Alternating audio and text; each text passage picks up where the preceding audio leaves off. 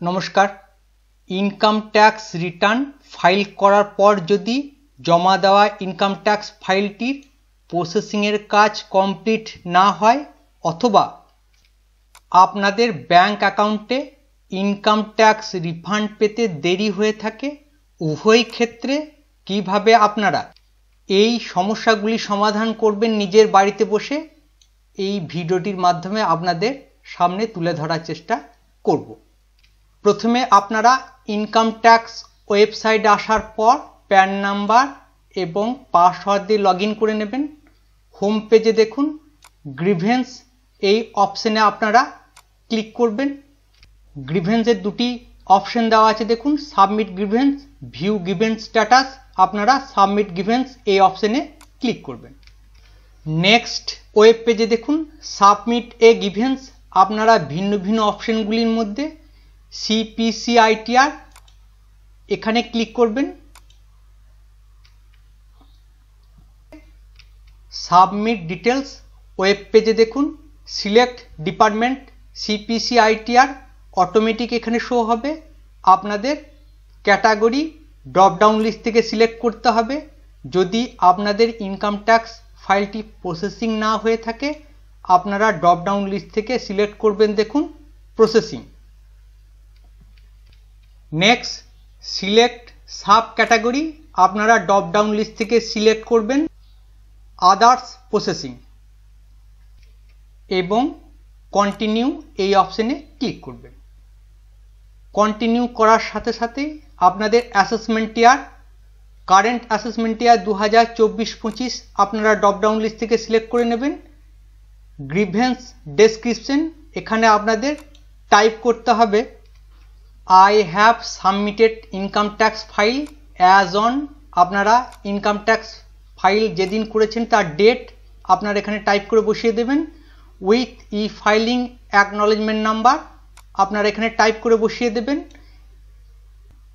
Date এবং acknowledgement number আপনারা আপনাদের ইনকাম ট্যাক্সের অ্যাকনলেজমেন্ট রিসিপ্ট কপিতে পেয়ে যাবেন।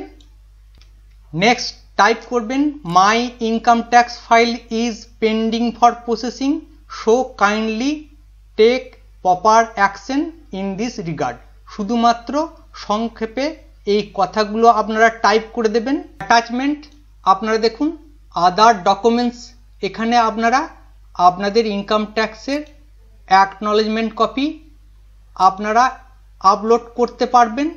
যদি আপলোড না করেন অসুবিধার কিছু নেই, আপনারা সরাসরি সাবমিট গ্রিভেন্স এই অপশানে ক্লিক করবেন গ্রিভেন্স জমা দেওয়ার জন্য।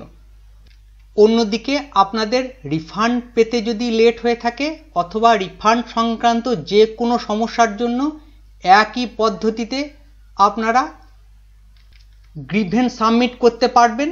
শুধুমাত্র আপনাদের সিলেক্ট ক্যাটাগরি প্রসেসিং না করে করতে হবে, দেখুন রিফান্ড। সিলেক্ট ক্যাটাগরি আপনারা ড্রপডাউন লিস্ট থেকে সিলেক্ট করবেন রিফান্ড এবং সাব ক্যাটাগরি আপনাদের প্রয়োজন মতো আপনারা ড্রপডাউন লিস্ট থেকে সিলেক্ট করতে পারবেন। যদি ইনকাম ট্যাক্সের ফাইলটি প্রসেসিং হয়ে থাকে এবং অর্ডার দেওয়া হয় কিন্তু আপনাদের রিফান্ড ক্রেডিট না হয়ে থাকে সেক্ষেত্রে আপনারা প্রথম অপশানটি দেখুন intimation order receipt but no refund receipt আপনারা সিলেক্ট করবেন। এছাড়া রিফান্ড সংক্রান্ত যে কোনো সমস্যার জন্য আপনারা আদার্স রিফান্ড এই অপশানে ক্লিক করতে পারেন।